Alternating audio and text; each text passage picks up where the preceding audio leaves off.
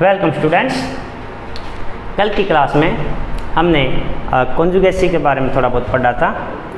Congruent a congruent to b कब होता है, इसके बाद हमने बाइनरी ऑपरेशन वगैरह के बारे में भी डिस्कस किया था और दो स्पेशल टाइप के binary operation plus modulo n और मल्टीप्लिकेशन मॉडुलो एन के भी बारे में हमने कल चर्चा की थी।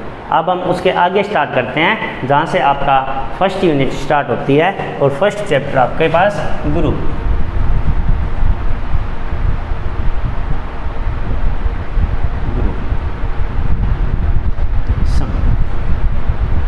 ठीक है, तो इसमें जो सबसे पहली डेफिनेशन दे रखी है वो आपके पास है अलजेब्राइक स्ट्रक्चर।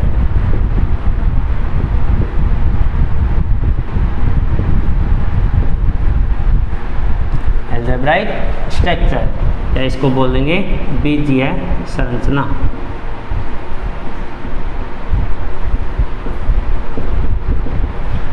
तो मान लिया कि ए non empty set A with one or more binary operation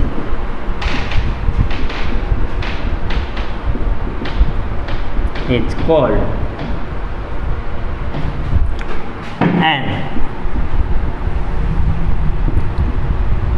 algebraic structure। आपके पास कोई भी एक नॉन एम्प्टी सेट है, उसमें एक या एक से ज़्यादा बाइनरी ऑपरेशन है, तो उस जो आपके पास एक स्ट्रक्चर बनेगी उसे हम अलजेब्राइक स्ट्रक्चर बोलते हैं। अगर आप हिंदी में लिखोगे तो माना या एक अरिक्त समुच्चय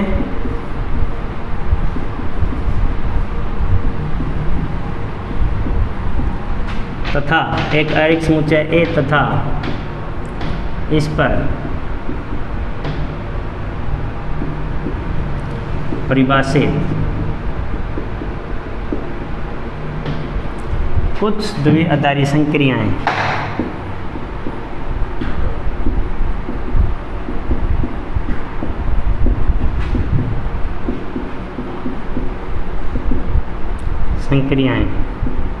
मिलकर बीजीय संरचना बनाती है। अलजेब्राइक स्ट्रक्चर का क्या मतलब है कि आपके पास एक नॉन एम्प्टी सेट होना चाहिए और उस पर आपके पास कुछ बाइनरी ऑपरेशंस डिफाइन होने चाहिए। जैसे फॉर एग्जांपल अगर हम देखते हैं कि सेट ऑफ नेचुरल नंबर पे प्लस और मल्टीप्लाई का जो ऑपरेशन है वो एक द्विआधारी संक्रिया, प्लस और मल्टीप्लाई का ऑपरेशन एक बाइनरी ऑपरेशन है, तो इसको हम बोलेंगे एक बीजीय संरचना या अलजेब्राइक स्ट्रक्चर। इसी टाइप से अगर आप z की बात करो तो प्लस माइनस और मल्टीप्लिकेशन ये तीनों के तीनों ही द्विआधारी संक्रियाएं हैं, तो इसे हम बोलेंगे एक अलजेब्राइक स्ट्रक्चर। z का मतलब सेट ऑफ इंटीजर्स।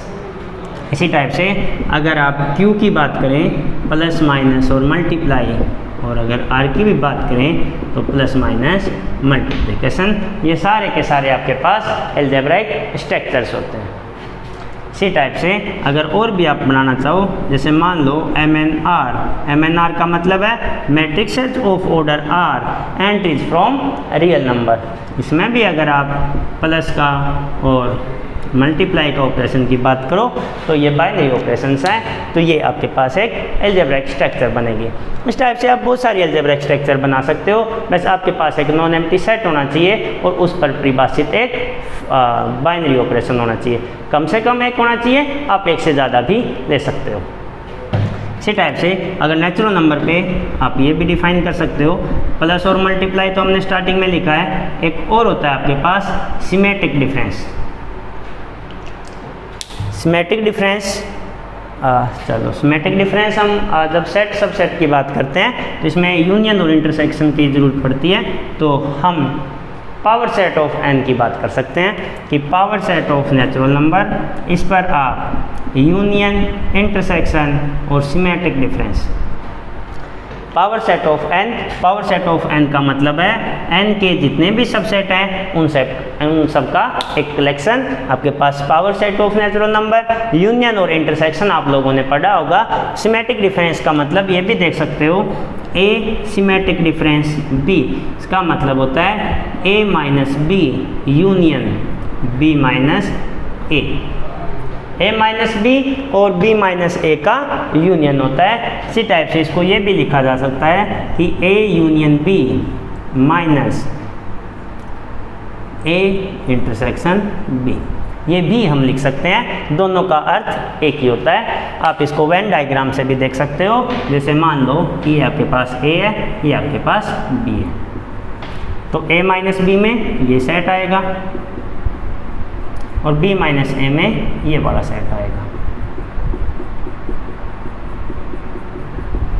ठीक है, तो एसिमेट्रिक डिफरेंस बी में ये पूरा का पूरा सेट आ जाएगा, सिर्फ जो ये चीज़ आ रही है ये यहाँ से हट जाएगी, ये चीज़ इसमें नहीं आएगी। तो अगर आप इसमें देखोगे तो ए यूनियन बी में ये पूरा सेट आ जाएगा और इसमें से इंटरसेक्शन वाला पोर्शन अगर आप हटा देते हो तो इसको हम बोलेंगे symmetric difference of A and B. ठीक है, तो ये भी आपके पास एक बाइनरी ऑपरेशन होता है set of natural number, power set of natural number पे। ठीक है यहाँ तक। इसके बाद हम special type of algebraic structure की बात करेंगे कि किस किस टाइप के अलजेब्रिक स्ट्रक्चर हमें पढ़नी है।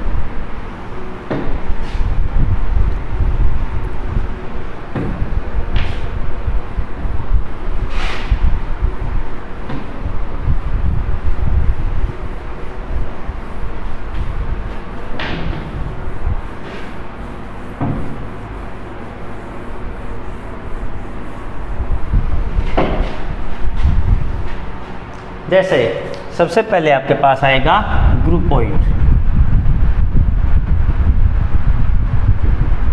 या इसको बोलते हैं समूहाव, ग्रुपोइड या समूहाव। इसका मतलब क्या है कि let A B a non empty set with one binary operation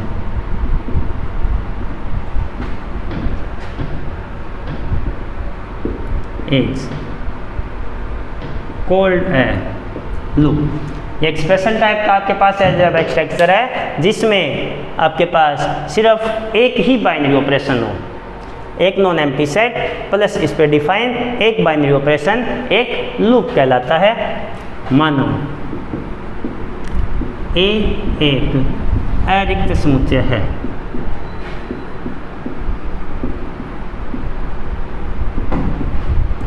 तथा ए पर परिभाषित एक द्विआधारी संक्रिया स्टार है, तो बीजीय निकाय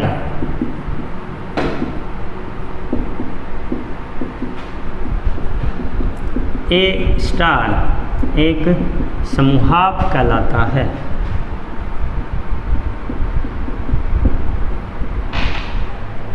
ठीक है, आपके पास अलजेब्रिक स्ट्रक्चर क्या था कि एक नॉन एम्प्टी सेट और उस पर परिभाषित कुछ बाइनरी ऑपरेशंस। अब वहाँ पे कुछ की जगह एक बाइनरी ऑपरेशन आ जाएगा तो उसको हम बोलेंगे समूहाव। जैसे for example set of natural number plus के लिए, set of natural number multiply के लिए, z प्लस के लिए, z माइनस के लिए, z मल्टीप्लाई के लिए, MNR प्लस के लिए। तो इस टाइप से जितने भी आप ऑपरेशन बना सकते हो वो सारे के सारे आपके पास एक ग्रुपोइड या समूहाव कहलाते हैं। इसी टाइप से सेकंड डेफिनेशन आपके पास है लूप, हिंदी में भी इसको लूप ही लिखा गया है। तो लूप का मतलब क्या होता है कि मान लिया आपने लेट ए स्टार बी है and algebraic structure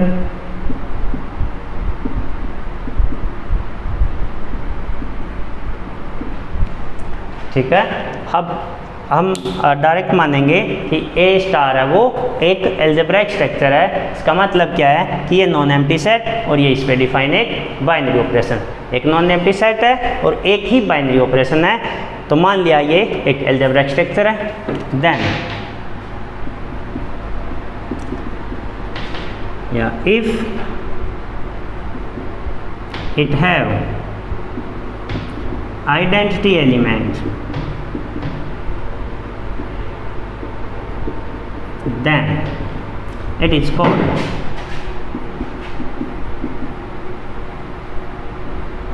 a loop।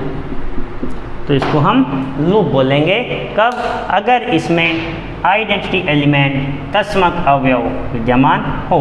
कल हमने पढ़ा था कि बाइनरी ऑपरेशन में अलग अलग टाइप के बाइनरी ऑपरेशन, जिसमें पहला हमने पढ़ा था कॉम्यूटेटिव बाइनरी ऑपरेशन, फिर हमने पढ़ा था एसोसिएटिव, फिर हमने बात की थी कि एग्जिस्टेंस ऑफ आइडेंटिटी एलिमेंट, फिर एग्जिस्टेंस ऑफ इनवर्स एलिमेंट। ठीक है, तो उसी टाइप से है कि ए स्टार कोई भी अलजेब्राइक स्ट्रक्चर है, अगर उसमें आइडेंटिटी एलिमेंट प्रेजेंट होता है तो इसको हम बोलते हैं एक लूप। ये लिख सकते हो कि माना या एक बीजीय संरचना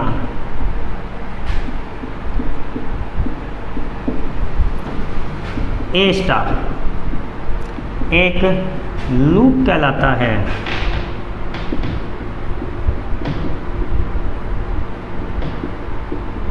यदि इसमें तत्समक अवयव विद्यमान हो।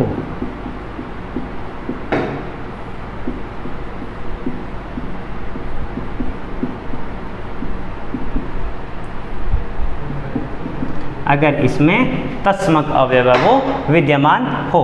जैसे एग्जाम्पल के लिए सेट ऑफ नेचुरल नंबर है, वो मल्टीप्लाई के लिए एक लूप होगा, पर ये प्लस के लिए लूप नहीं होगा। क्यों? क्योंकि प्लस का जो आइडेंटिटी एलिमेंट हमने चेक किया था 0 होता है, और 0 है वो नेचुरल नंबर में नहीं होता है। इसका मतलब n है वो प्लस के ऑपरेशन के लिए लूप नहीं बनता, जबकि मल्टीप्लाई के ऑपरेशन के लिए एक लूप बनता है। इसी टाइप से अगर आप बात करोगे z प्लस, तो ये भी एक लूप है। और z माइनस की अगर आप बात करो तो माइनस के लिए हमने कल ही देखा था कि इसमें तस्मक अवयव विद्यमान नहीं होता। अगर इसमें तस्मक अवयव विद्यमान नहीं होता, इसका मतलब ये लूप नहीं बन पाएगा। इसी टाइप से आपके पास z है वो मल्टीप्लाई के लिए लूप बनेगा, q है ये प्लस के लिए लूप बनेगा, q है वो मल्टीप्लाई के लिए भी लूप बनेगा। तो ये आपके पास कुछ लूप के एग्जांपल है। और भी आप बना सकते हो। आपको सिर्फ एक नॉन एम्प्टी सेट चाहिए और एक ऐसा बाइनरी ऑपरेशन आपको चाहिए जिसका तत्समक अवयव, जिसका आइडेंटिटी एलिमेंट उसी नॉन एम्प्टी सेट में एग्जिस्ट करता हो। ठीक है, इसके बाद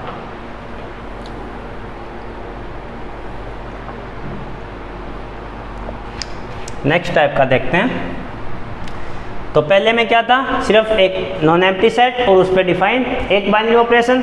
यहाँ पे आ गया कि एक नॉन एम्प्टी सेट प्लस उसमें आइडेंटिटी एलिमेंट। अब तीसरे टाइप का हम बात करते हैं जिसको हम बोलते हैं सेमी ग्रुप।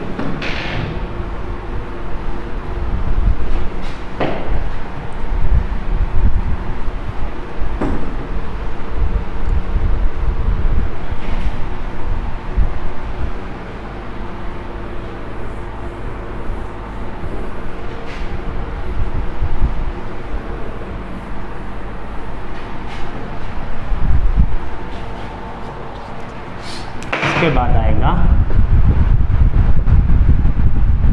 सेमी ग्रुप, या हिंदी में इसको बोलते हैं सामी समूह। सेमी ग्रुप या सामी समूह। इसमें क्या होता है कि वही आपके पास नॉन एम्प्टी एक सेट होना चाहिए, एक उस पर परिभाषित बाइनरी ऑपरेशन होना चाहिए। अब अगर वो बाइनरी ऑपरेशन है वो साचर्यता का पालना करे तो उसको हम बोलेंगे सेमी ग्रुप।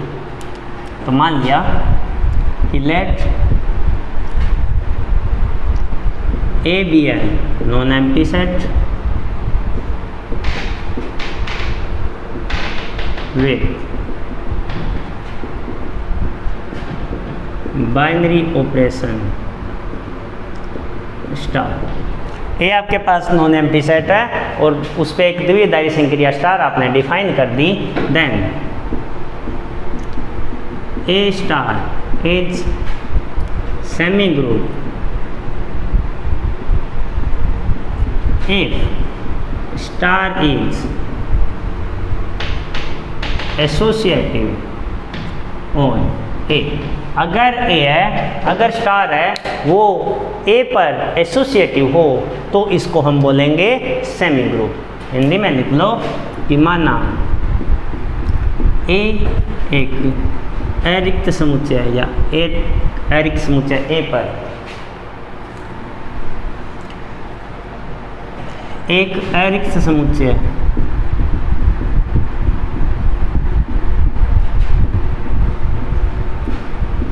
ए पर एक द्विआधारी संक्रिया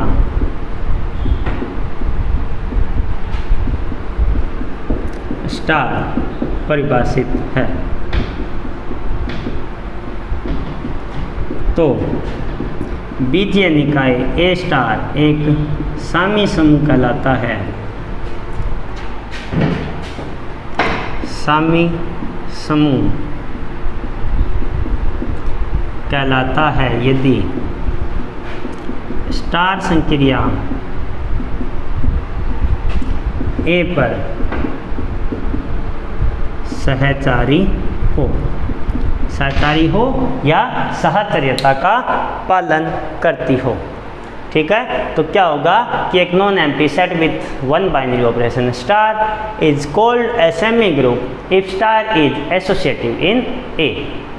ठीक है, जैसे एग्जाम्पल के लिए अगर आप बात करो set of natural number plus के लिए, सेट ऑफ इंटीजर प्लस के लिए, set of rational number plus के लिए, सेट ऑफ इंटीजर मल्टीप्लाई के लिए, set of rational number multiply के लिए, set of natural number multiply के लिए, इस टाइप के जितने भी आपके पास सेट हैं वो सारे के सारे सेमी ग्रुप बनाते हैं।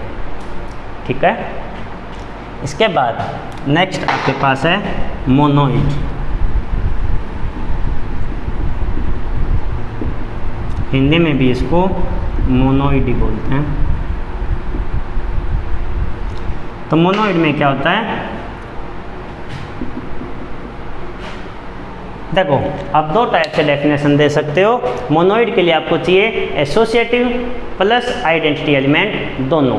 तो आप ये भी बोल सकते हो कि एक सेमी ग्रुप एक मोनोइड कहलाता है यदि उसमें तत्समक अवयव विद्यमान हो, या आप ये भी बोल सकते हो कि एक लूप है वो मोनोइड कहलाता है यदि वो सहचर्यता का भी पालना करता हो। हमें दोनों चीज़ चाहिए, एसोसिएटिव और आइडेंटिटी, सहचर्यता और तत्समक अवयव दोनों प्रॉपर्टी आपको लिखनी है। तो आप किसी को भी कैसे भी लिख सकते हो। तो पहले मान लेते हैं कि let A star B an algebraic structure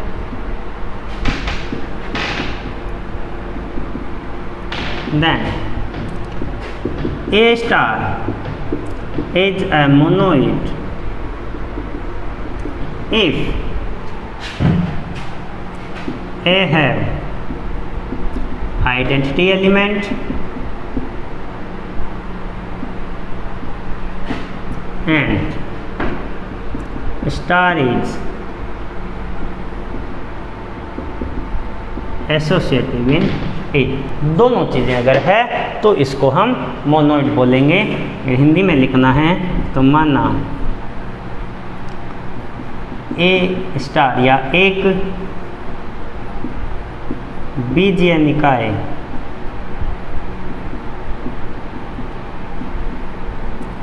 A star एक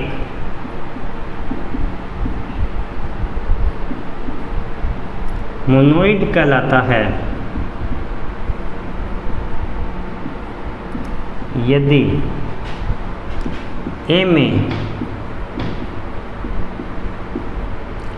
तत्समक अवयव विद्यमान हो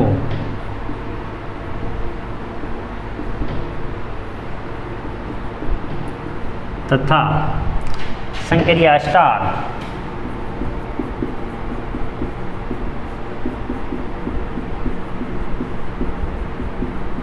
सहचारी हो। ये दोनों चीज़ें अगर आपके पास है तो हम बोलेंगे कि ये जो ए स्टार अलजेब्रिक स्ट्रक्चर है वो एक मोनोइड होता है। एग्जाम्पल के लिए आप देख सकते हो,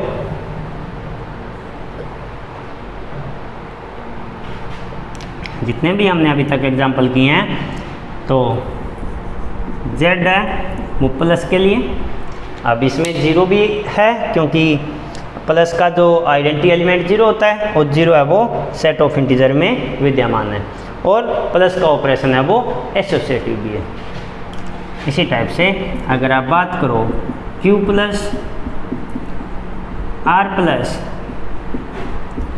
Z multiplication Q multiplication N multiplication, ये सारे के सारे आपके पास मोनोइड के एग्जाम्पल। ठीक है, यहाँ तक। अब जो सबसे महत्वपूर्ण परिभाषा है, जो पेपर का नाम भी है, ग्रुप थ्योरी, समूह क्या होता है। ठीक है, तो हम ग्रुप की डेफिनेशन की बात करते हैं।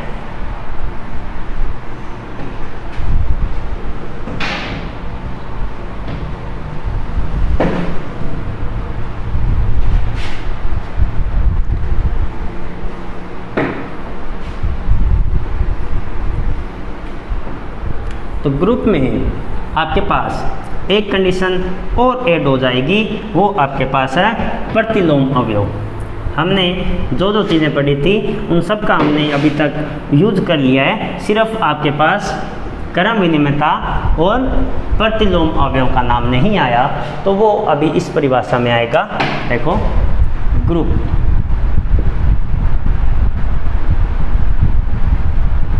समूह,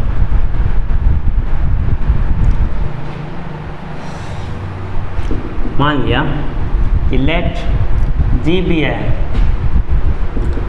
non empty set and star भी है binary operation defined on G। ठीक है, हमने क्या लिया है कि G को एक नॉन एम्प्टी सेट लिया है और उस पर परिभाषित एक एंड लेट स्टार भी है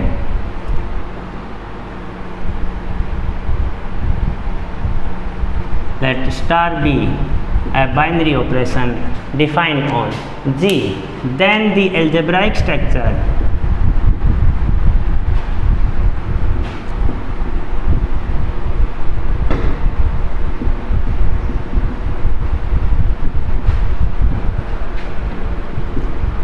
G star is a group if it satisfies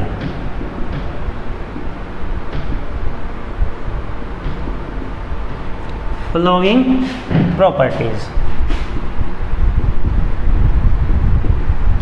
अगर ये निम्न प्रॉपर्टीज को फॉलो करता हो, वो निम्न प्रॉपर्टी कौन कौन सी है, तो एक बार हिंदी में लिख लेते हैं कि माना G एक अरिक्त समुच्चय है तथा स्टार G पर परिभाषित एक द्विआधारी संक्रिया है, तो बीजीय निकाय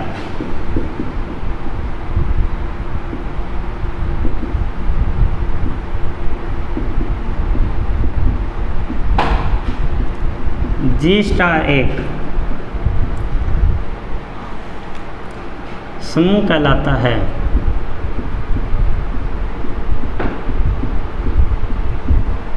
यदि यह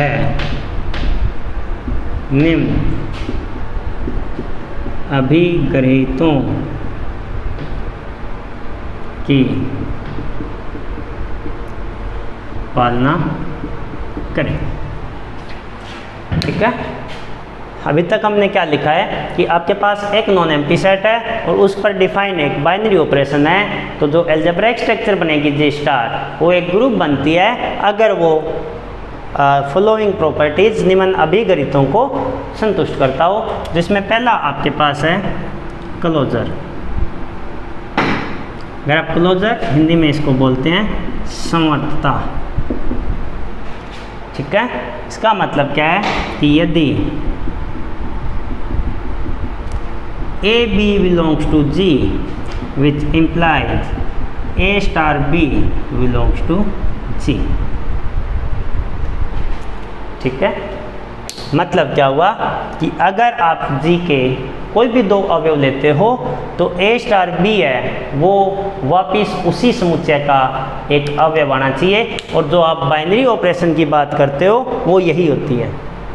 अगर बाइनरी ऑपरेशन है, अगर स्टार हमारे पास बाइनरी ऑपरेशन है तो ये प्रॉपर्टी हमेशा संतुष्ट होती है। इस प्रॉपर्टी के संतुष्ट होने का मतलब भी है कि वो बाइनरी ऑपरेशन है, पर किताबों में ज़्यादातर ये लिखा होता है, आप ना भी लिखो तो भी आपका सही है, पर आपकी किताब में या जितनी भी हम किताबें देखते हैं जो लोकल बुक्स चलती है उसमें ये प्रॉपर्टी आपको लिखी हुई मिलेगी, तो हम भी इसको लिख लेते हैं। हालांकि ये ना भी लिखें तो भी हमारी परिभाषा गलत नहीं है, क्योंकि हमने यहाँ पे लिख दिया कि ये बाइनरी ऑपरेशन है, और बाइनरी ऑपरेशन होने का मतलब ये होता है कि वो जी क्रॉस जी से जी में एक फंक्शन हो। तो ये ए स्टार बी का मतलब है कि ये जी क्रॉस जी का एक एलिमेंट है, तो इसका जो रिजल्ट है वो वापिस जी में ही आएगा। सेकेंड प्रॉपर्टी आपके पास है एसोसिएटिव।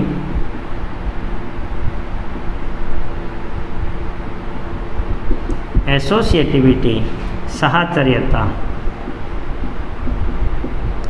साहचर्यता का मतलब है कि यदि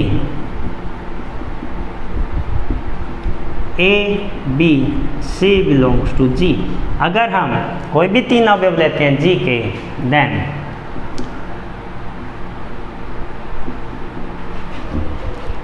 ए star B star C equal to A star B star सी।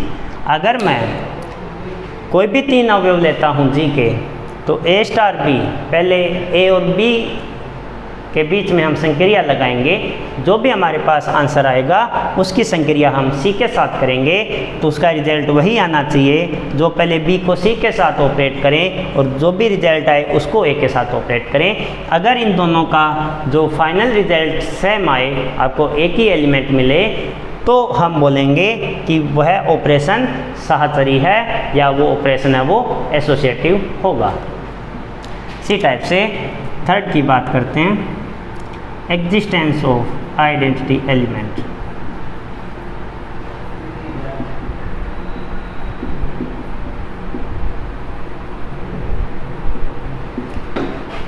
तत्समक अवयव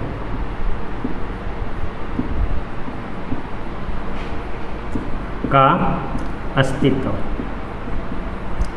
तत्समक अवयव का अस्तित्व, इसका मतलब क्या है कि there exist an element A belongs to G such that A star E equal to A equal to E star A for all A belongs to G। इसका मतलब क्या है कि G में एक ऐसे अवयव E का अस्तित्व इस प्रकार से विद्यमान होना चाहिए कि A स्टार E है वो A के इक्वल आए और E स्टार A है वो भी A के इक्वल आए। अगर ऐसा कोई अवयव विद्यमान हो तो हम बोलेंगे कि संक्रिया स्टार के लिए समुच्चय G में तत्समक अवयव विद्यमान होता है। एक और प्रॉपर्टी इसमें है, फोर्थ प्रॉपर्टी, वो आपके पास है existence of inverse element. Existence of inverse element, प्रतिलोम अवयव का अस्तित्व। प्रतिलोम अवयव का अस्तित्व, इसमें अगर देखेंगे तो for each A belongs to G, there exists B belongs to G such that A star B equal to E equal to B star A। ठीक है, देखो ये दो साइन आप लोगों ने पढ़े होंगे, there exists and for all। ये जो दो साइन होते हैं आपके पास, there exists and for all, इनका ध्यान रखना कहाँ पर हम एग्जिस्टेंस की बात कर रहे हैं, कहाँ पर हम फॉर ऑल की बात कर रहे हैं। देखो हमने बात की एग्जिस्टेंस ऑफ आइडेंटिटी एलिमेंट, इसके भी एग्जिस्टेंस की बात हो रही है, और एग्जिस्टेंस ऑफ इन्वर्स एलिमेंट, यहाँ भी हम एग्जिस्टेंस की बात कर रहे हैं, पर दोनों में थोड़ा डिफरेंस है। अगर यहाँ पे आप देखोगे तो यहाँ पे देयर एग्जिस्ट का जो साइन है वो पहले लगा हुआ है, और यहाँ पे फॉर ईच पहले लगा हुआ है, तो इनमें थोड़ा सा डिफरेंस है। इसमें देखो देयर एग्जिस्ट फॉर ऑल, दोनों साइन है पर ये बाद में लिखा हुआ है। इसमें भी देखोगे तो फॉर ईच फॉर ऑल पहले लगा दिया, और ये जो देयर एग्जिस्ट है वो हमने बाद में लगाया। तो इसका मतलब क्या हुआ, इसमें डिफरेंस क्या आ गया इतना साल करने में। इसमें यह बोल रहा है कि देयर एग्जिस्ट एन एलिमेंट, एक ऐसा अवयव होगा, इसका मतलब है कि एक ऐसा अवयव विद्यमान होगा कि इस प्रॉपर्टी को G के प्रत्येक अवयव के लिए संतुष्ट करे, जबकि इसका मतलब है कि प्रत्येक A के लिए एक ऐसा एलिमेंट मिलेगा। ये जो E था, जो आइडेंटिटी एलिमेंट है, ये सभी एलिमेंट्स के लिए एक ही होगा। यहाँ पर फॉर ईच अगर हम पहले लगा रहे हैं, इसका मतलब प्रत्येक A के लिए एक भी मिलेगा। जैसे मान लो G में अगर 100 एलिमेंट है तो 100 के 100 एलिमेंट्स के लिए हमें एक भी मिलेगा, अलग अलग एलिमेंट के लिए अलग अलग होगा। जबकि इसका मतलब है कि अगर G में 100 एलिमेंट है तो उनके 100 के 100 एलिमेंट के लिए हमें एक ही अवयव मिलेगा जो इस प्रॉपर्टी को संतुष्ट करता हो। दोनों में ये डिफरेंस है। अगर आप देयर एग्जिस्ट पहले लगा रहे हो, इसका मतलब सभी एलिमेंट्स के लिए एक एलिमेंट मिलेगा। यहाँ पर अगर फॉर ईच पहले लगा दिया, इसका मतलब प्रत्येक अवयव के लिए एक अवयव मिलेगा। तो दोनों में डिफरेंस है। ठीक है, डेफिनेशन को दोबारा देखो, क्योंकि अगर आपको ये डेफिनेशन समझ में आ गई ढंग से तो आगे के जितने भी हम थ्योरम्स करेंगे या जितने भी एग्जाम्पल क्वेश्चंस करोगे आप सारे इजीली कर पाओगे। और ये परिभाषा एग्ज़ाम में बहुत बार पूछी जाती है, काफ़ी बार एग्ज़ाम में आई हुई है। तो दोबारा देखो डेफिनेशन को। ये जो डेफिनेशन है इस पूरी ग्रुप थ्योरी का, ये मान लो कि एक फंडामेंटल है, ये उसका एक बेस है। तो ग्रुप का मतलब क्या है, आपके पास एक नॉन एम्प्टी सेट है, उस पर डिफाइन एक बाइनरी ऑपरेशन है। ये तो हम बार बार लिखते आ रहे हैं, तो ये लाइन तो आपके दिमाग में अच्छे से बैठ जानी चाहिए कि जब भी हम ग्रुप थ्योरी की बात करेंगे तो दो चीज़ें आपके पास होनी चाहिए। पहला आपके पास नॉन एम्प्टी सेट और दूसरा एक बाइनरी ऑपरेशन। अगर ये दो चीज़ें हैं तभी आप आगे प्रोसीड कर पाओगे, नहीं तो आगे आप कुछ नहीं कर पाओगे। तो एक नॉन एम्प्टी सेट प्लस उस पर डिफाइन एक बाइनरी ऑपरेशन, दो चीज़ें हो गई। तो जो भी वो एल्जेब्राइक स्ट्रक्चर एक बीजीय निकाय बनेगा वो एक ग्रुप कहलाएगा अगर वो इन चार प्रॉपर्टीज़ को सेटिस्फाई करे। Closure associative exist, closure associative identity inverse, चार प्रॉपर्टीज़ है, जिसमें क्लोजर का मतलब क्या है कि आप कोई भी दो अवयव लेते हो, उनके बीच में अगर मैं संक्रिया लगाता हूँ तो जो फाइनल रिजल्ट है वो वापस जी में ही आना चाहिए। एसोसिएटिविटी का मतलब है कि आपके पास ब्रैकेट नियम का पालन हो। एक ए स्टार बी स्टार सी यहाँ पे है, ए स्टार बी स्टार सी यहाँ पे भी है। अगर मैं ब्रैकेट पहले लगाऊं या बाद वाले एलिमेंट्स पे लगाऊं, जो फाइनल रिजल्ट है उस पर कोई इफेक्ट ना पड़े, अगर ऐसा हो तो इसको हम साहचर्यता बोलेंगे। इसके बाद एग्जिस्टेंस ऑफ आइडेंटिटी एलिमेंट, इसका मतलब है उस समुच्चय में एक अवयव ऐसा जरूर मिलना चाहिए जो इस प्रॉपर्टी को संतुष्ट करे कि ए स्टार ई है वो ए के बराबर आए और ई स्टार ए है वो भी ए के बराबर आए। इसके बाद बात करते हैं existence of inverse element. Existence of inverse element का मतलब क्या है कि प्रत्येक अवयव के लिए आपको प्रत्येक अवयव ए के लिए आपको एक अवयव बी इस प्रकार मिल जाना चाहिए कि ए स्टार बी आइडेंटिटी आना चाहिए और बी स्टार ए है वो भी आइडेंटिटी आना चाहिए।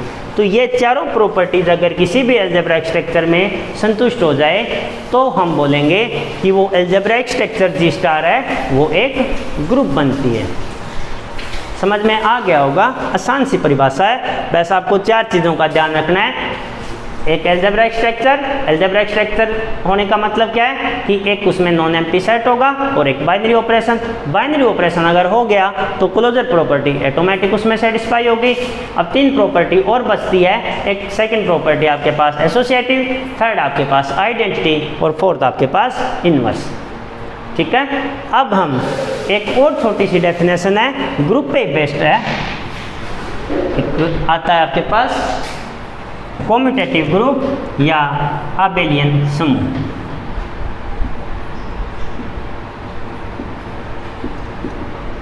कम्यूटेटिव ग्रुप या इसको एक और नाम है आबेलियन ग्रुप। हिंदी में इसको क्रम विनिमय समूह या आबेली समूह। आबेली समूह है तो ये आबेल के नाम पे दिया गया था। आबेल एक काफ़ी फेमस मैथमेटिशियन रहे हैं, ग्रुप थ्योरी में उनका जो वर्क है वो ज़्यादा था। तो कम्यूटेटिव ग्रुप क्रम विनिमय समूह या आबेलियन ग्रुप आबेली समूह। इसमें क्या होगा कि a group G star is called an abelian group if star is commutative in G, that is A star B equal to B star A और all A B belongs to G. कोई भी एक group है वो abelian group होगा। कब होगा? जब ए स्टार बी है वो बी स्टार ए के बराबर आ जाए प्रत्येक एलिमेंट ए बी के लिए। हिंदी में अगर लिखना है तो एक समूह जी स्टार अबेली समूह होगा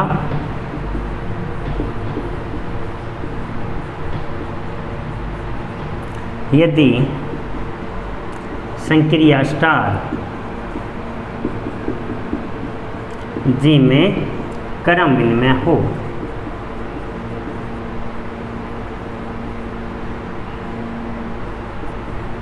अर्थात A star B is equal to B star A for all A B belongs to G.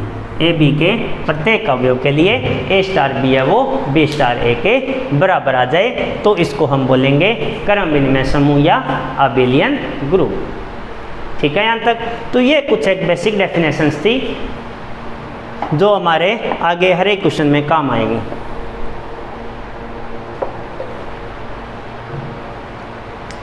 ठीक है, तो रब कर देते हैं इसको, फिर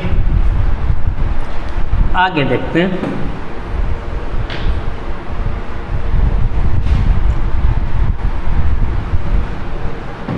अगर एग्जाम में आपके पास क्रम विनिमय समूह की परिभाषा पूछे तो पहले आप ग्रुप की डेफिनेशन लिखोगे और उसमें चार की जगह ये पांचवी प्रॉपर्टी कम्यूटेटिविटी को और जोड़ दोगे तो वो आपके पास हो जाएगा अबेलियन ग्रुप या क्रम विनिमय समूह।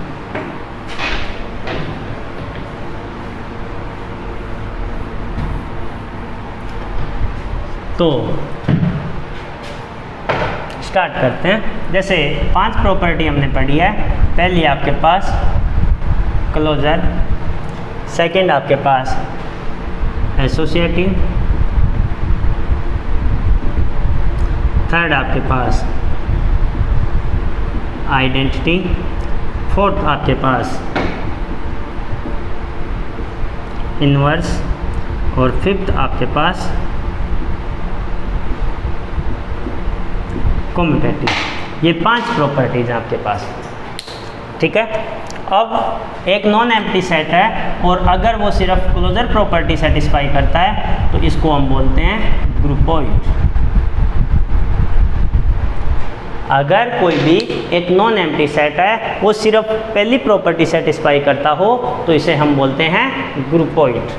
अगर वो पहली और दूसरी इन दोनों प्रॉपर्टी को सेटिस्फाई करे तो इसे हम बोलेंगे सेमी ग्रुप।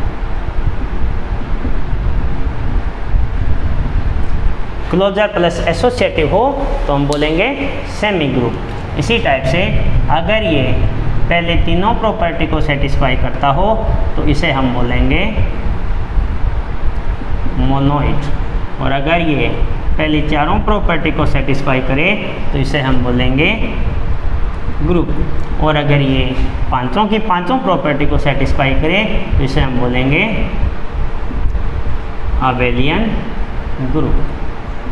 तो ये थोड़ा सा ध्यान रखना, सिर्फ पहली प्रॉपर्टी है तो उसको हम क्लोजर बोलेंगे, अगर एसोसिएटिव भी ऐड हो जाए तो सेमी ग्रुप, आइडेंटिटी भी आ गया तो मोनोइड, इनवर्स भी आ गया तो ग्रुप, और अगर कम्यूटेटिव भी आ गया तो अबेलियन ग्रुप। एक चीज़ इसमें बच गई, जैसे नंबरिंग देते हैं इसको 1 2 3 4 एंड 5। अगर आपके पास 1 + 3 ये 2 प्रॉपर्टी आ जाए तो इसको हम लूप भी बोलते हैं। एक बीच में डेफिनेशन आई थी लूप की, ठीक है। तो ये आपके पास परिभाषाएं थी। अब हम आगे की जो चीज़ें हैं वो हमारे नेक्स्ट लेक्चर में डिस्कस करेंगे। तो कल के लेक्चर में हम पढ़ेंगे कि ग्रुप की क्या क्या प्रॉपर्टीज़ होती है, उसके किस टाइप से उसमें आइडेंटिटी एलिमेंट है, कैसे हम चेक करेंगे कि ये ग्रुप बनता है, और किस टाइप से उसकी थ्योरम्स वगैरह हैं उनको हम प्रूफ करेंगे। तो आगे का लेक्चर है वो हम कल देखेंगे। धन्यवाद।